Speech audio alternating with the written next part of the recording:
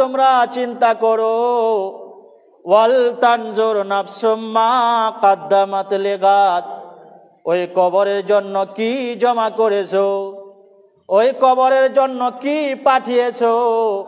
বান্দারে, তুমি যদি 5 ওয়াক্ত নামাজ পড়নেওয়ালা হয়ে যাও, তুমি যদি 5 ওয়াক্ত নামাজি হয়ে যাও, নামাজিওয়ালা হয়ে যদি তুমি মারা যাও, তাহলে ওই নামাজ তোমার জন্য কবরে ছাতা হয়ে যাবে।